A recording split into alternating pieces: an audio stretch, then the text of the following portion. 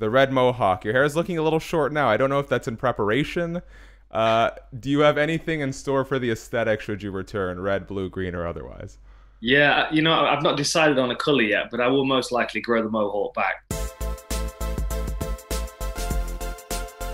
What up, maniacs? Shakiel Mahjouri here, and I always say it, but truly this time I mean it. You know who this is. He's a former UFC welterweight title contender, one of the most flexible arms in the game, and one of the best minds for breaking down fights, the Outlaw Dan Hardy. How are you?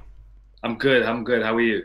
I am good, and I bring up the arm because I put out a Reddit post seeing if anyone had any questions for you, and very quickly I came to realize, like, you are somewhat of a mythical figure in this sport based just on your brash personality on your way up, the amazing career you've had as an analyst since then.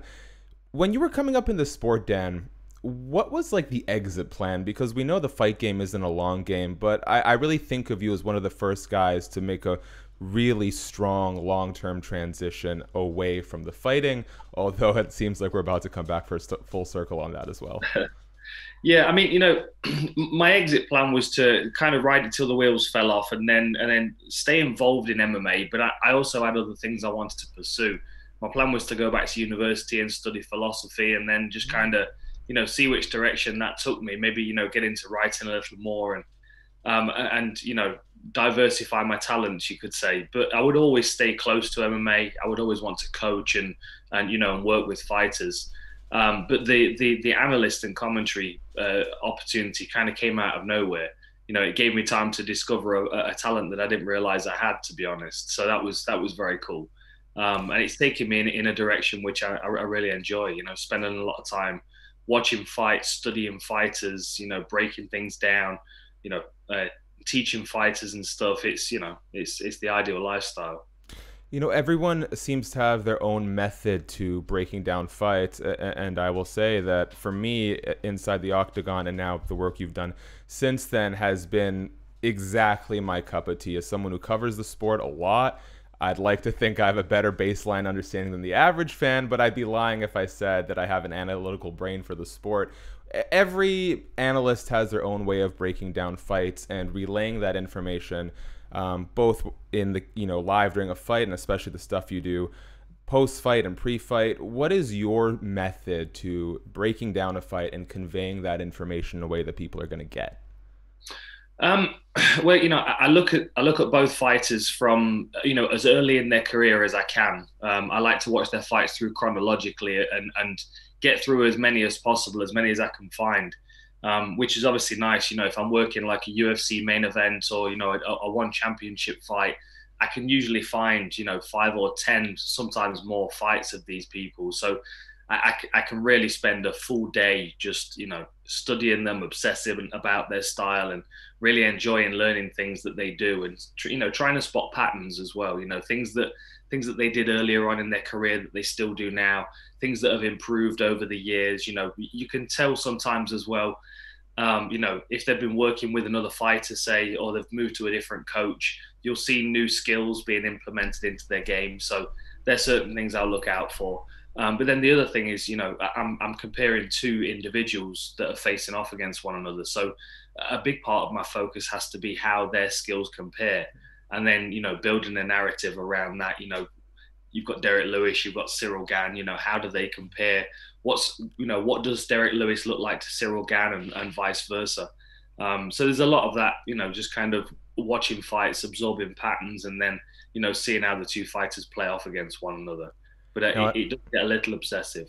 Yeah, I mean, it's part of the gig, and I think everyone in this industry is a tad obsessed. I mentioned it in the admittedly improvised preamble. Shout out to my car for almost breaking down on the way to the studio. The arm. What I found fascinating is I actually saw this clip recently. George St-Pierre, after the fight with you, he wasn't celebrating backstage. He was trying to figure out what he did wrong in the application of that arm bar. Of course, the bend on your arm at this point is like a running loop. Can you break down for me that armbar sequence and what happened at that moment? Yeah, I mean, there were a couple of mistakes that he made, and also, I'd been drilling my armbar defense with Matt Serra in the weeks leading up to it. Matt had really prepared me well for what to expect against GSP. Arm triangles, kimuras, arm bars, back defense. So the escapes have been drilled into me. And, if you go back into my career, I actually used the same armbar escape against Matt Thorpe when I was fighting in Cage Warriors. It's a bit of a risky submission escape because you have to allow the arm to be extended. But the reason that I was able to use it was because GSP wasn't pinching my arm with his legs, with his knees.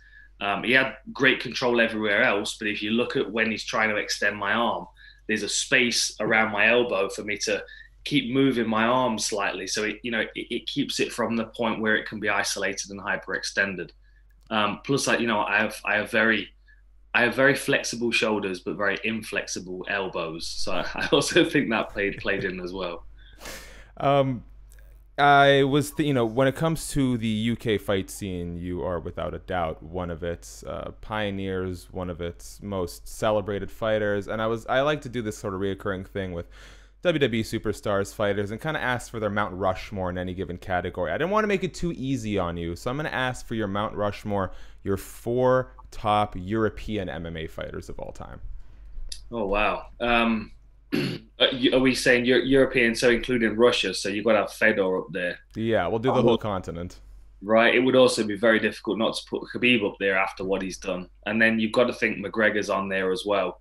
And then, I would have to say probably Michael Bisping, maybe. Alexander Gustafsson's a good shout, but I would say Michael Bisping probably for his overall impact in the sport and, his time invested in the UFC. That's a good question, though. We're only limited to 4. I could add a few more to it. Yeah, well, you can give some honorary mentions if you want. I'm sure you'd like to. I don't know if you'd like to, but I think you deserve to slide yourself somewhere in there for, extended to a top 10. Yeah, I don't know. There are a lot of people that prioritize over me. The likes of Ian Freeman with his amazing win against Frank Mir in London, UFC 38. Mark Weir, held the fastest knockout for a long time in the UFC. And then, if we're looking into Europe, obviously, Alexander Gustafsson, we've got Joanna Jędrzejczyk. I feel like she's very much been a European pioneer for the female fighters. Rosie Sexton, another fighter, former Cage Warriors champion, UFC fighter. Active politician.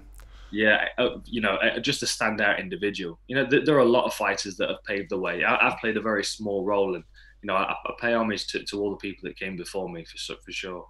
Yes, Rosie Sexton, without a doubt, one of the nicest people I've ever talked to, bar none, in this sport, out of this sport. So shout out to her. We're talking about a return right now. John Wayne Perry appears to be the name closest to a realization, but you did give some other names. I think it might have been to Bleacher Report. I remember Takanori Gomi comes to mind. I think you mentioned Shinya Aoki. But with your return, I think a lot of fans hope comes a very staple part of the appearance, which is the red mohawk. Your hair is looking a little short now. I don't know if that's in preparation. Do you have anything in store for the aesthetic should you return, red, blue, green, or otherwise? Yeah, I've not decided on a color yet, but I will most likely grow the mohawk back. The truth is, it grows so quickly right now that I have to just keep it short. I grew it out a little while ago and I had it tied up, but it was just, it was like 14 inches long, so it was getting in my way for training. But I'll grow it back. Yeah, definitely. And the John Wayne Parr fight is the one that makes sense to start with. Following that, Nikki Holskin will be a great matchup, another legend. And then, moving into MMA, Shinya Aoki, Takanori Gomi has always been a dream of mine. But yeah, I'll be returning in full force, mohawk and all. So what happened in terms of your intentions for fighting long term? Because I read that when you first started publicly talking about a UFC return, that it was supposed to be one final fight. Where along the process, if that's true, did you start looking at having an extended return? Well, my thought process when I was on the UFC roster was that I was going to be limited to MMA. I was planning on maybe fighting out my contract, which was another 3 fights. But then, I didn't have any other plans after that. Whereas with one championship, having the other options, other rule sets, I can step in and do a Muay Thai fight or a kickboxing match, and, work on half of my game while I'm still getting prepared to step back into MMA. So it's because the option is there more than anything. John Wayne Parr's a legend. Nikki Holskin's a legend. To be able to fight them on their rule set would be an awesome experience, and that would still, leave me with the opportunity to step back into MMA as well.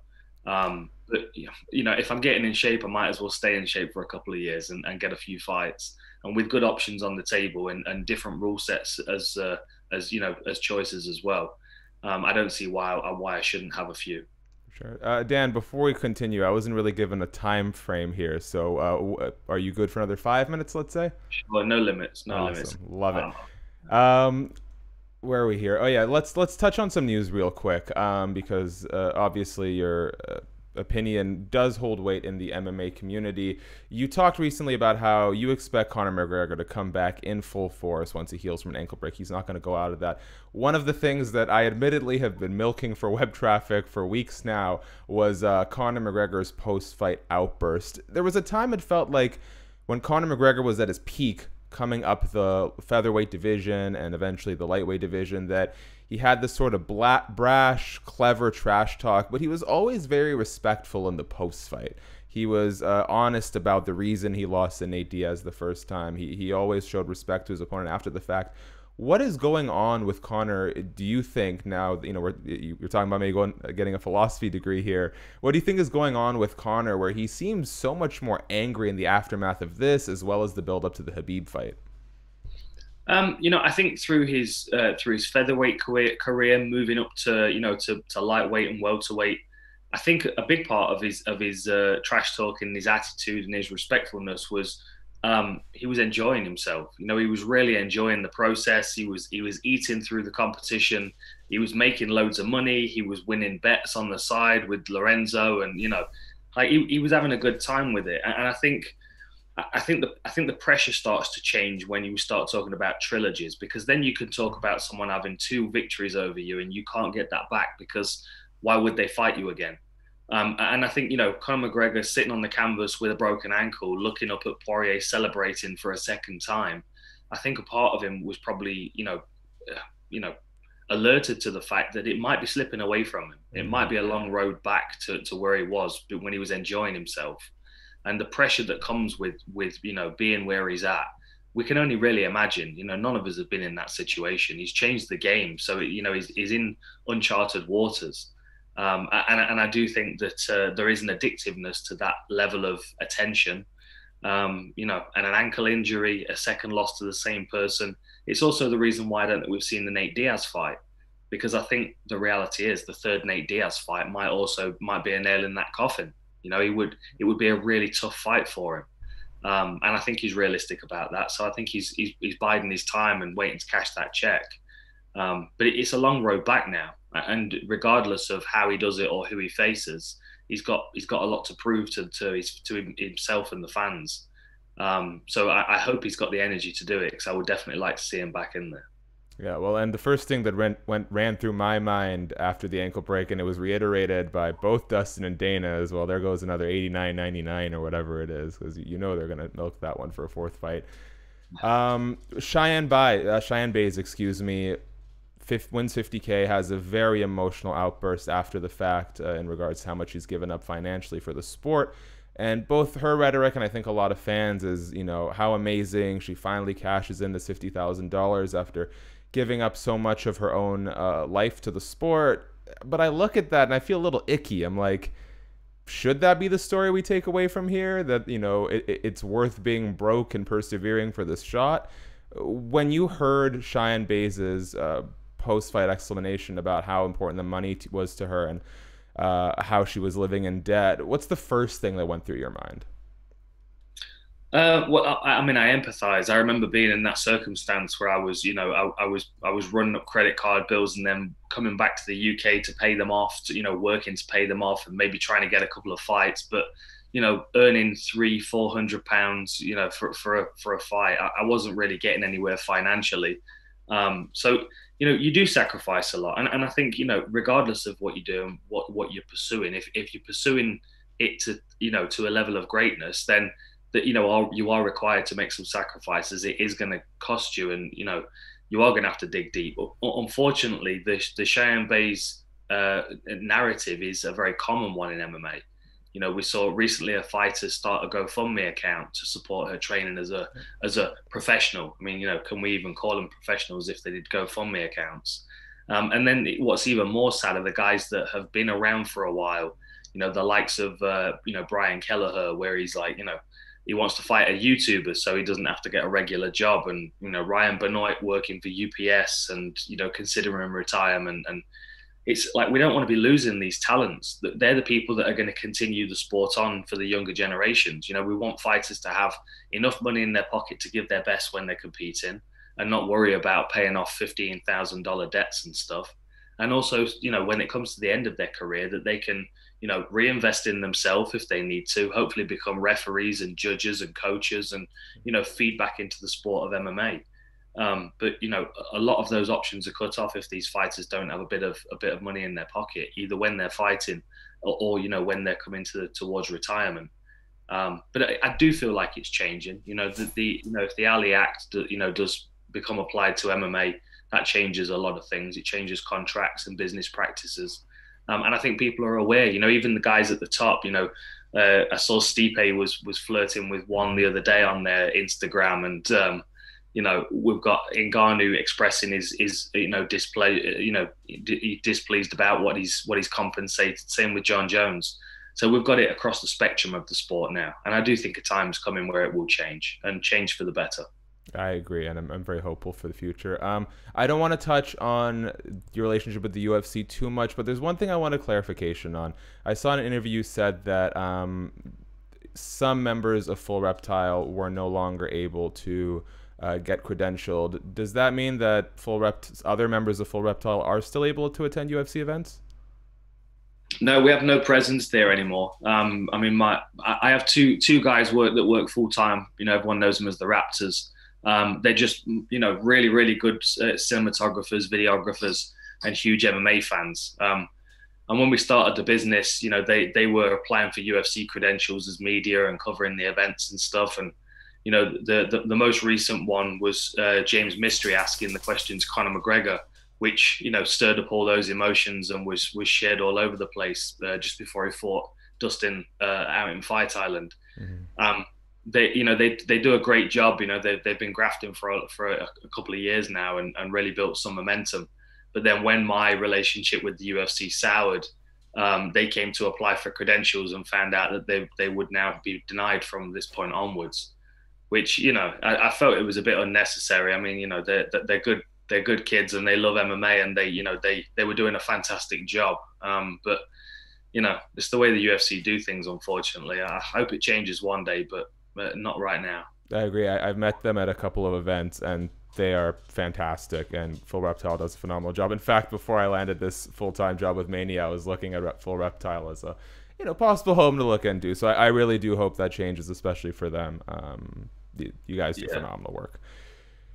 Okay, as we start wrapping up, Bruce Lee, he is considered a god in the MMA world, and we often play the game of how would Bruce Lee fare in MMA right now. I want to ask you, it's a question I saw Luke Thomas answer recently too, so I kind of wanted your take. What do you think people get right and wrong about Bruce Lee's overall contributions to mixed martial arts? You know, the biggest contribution, in my opinion, especially for students of the game, is the philosophy that he put out. You know, that unfortunately for him, the technical understanding, the technical ability of what is, you know, limited rules, no rules fighting, street fighting, whatever you want to call it. You know, the most efficient method of mixing the martial arts was probably not what Bruce Lee was able to do, you know, at his best. You know, he still used a lot of, you know, spinning kicks and high side kicks, and there was a vulnerability, you know, to takedowns with a lot of his movement, but his mind was moving in the right direction. You know, he was searching for answers, which for me, you know, especially reading the Tao Jeet Kune Do, it's an unfinished book. He says that at the start of it. You know, read the book, absorb what you can, then throw it away and start again, because he knew it wasn't finished. You know, he knew it was a process that had started. And if you think, you know, most of Bruce Lee's experience came from training with people, you know, whenever he got the opportunity, from different styles, boxing, karate, or whatever, or studying books, you know, very little video was available. Like we have DAZN, UFC Fight Pass, we have One Championships, amazing YouTube channel, like endless amounts of kickboxing and Muay Thai and stuff we can watch. Like if you sat Bruce Lee down in front of YouTube for 24 hours and let him rethink his game, he would change a lot of things about it. But his mind would take him in the right direction. You know, he would have been a very good MMA fighter, but the skills that he had in the 1970s wouldn't apply now. But his mindset would, had he been born with that same mind in, you know, say 1995, you know, by now he'd be pretty lethal. Last question. I was reading into the origins of the Outlaw nickname, and I was admittedly quite amused. Can you tell me about how you were sort of barred from training with your sparring partners and had to go incognito online to get some good reps in? Yeah. So I was originally training at a gym with you know, a very talented grappling coach who ended up you know, working with Michael Bisping for a long while. And you know, we had a small group of fighters, but I was very serious about competing. I'd already been competing in various other things and had been kickboxing and doing Muay Thai, and I wanted to get into MMA. But the coach, for whatever reason, was entirely focused on the one individual in the gym, and he just wouldn't get me matched, wouldn't allow me to get a match up myself, and so I decided I was going in a different direction. And he told all of my training partners, everybody around me, that they couldn't train with me, otherwise they wouldn't be able to train with him anymore. So it kind of outlawed me in the Nottingham MMA scene in the early days. So fortunately for me, I used the Cage Warriors forum, and I signed up as the Outlaw, and I asked for sparring, I asked for training partners, and you know, fortunately I connected with a couple of guys, and that's how Roughhouse came together. But for a little while, it was difficult to get some training partners. Living by the name the Outlaw. Dan, I want to thank you so much for your time. Shout out to Hacksaw Jim Duggan back there, whichever Fett or Mandalorian that is, the Yeti. Hey, you know, you've said in past interviews that UFC, you knew that one day your life was going to move on past UFC. I think 2021 has proven to be a fantastic year for all the different platforms there are for fighters, media entities, and the like. So I am personally so excited to see what's coming up for the Outlaw Dan Hardy. I wish you the best of luck, and hopefully we catch up again soon. Thanks, man. It's been great talking to you. I'll speak to you again.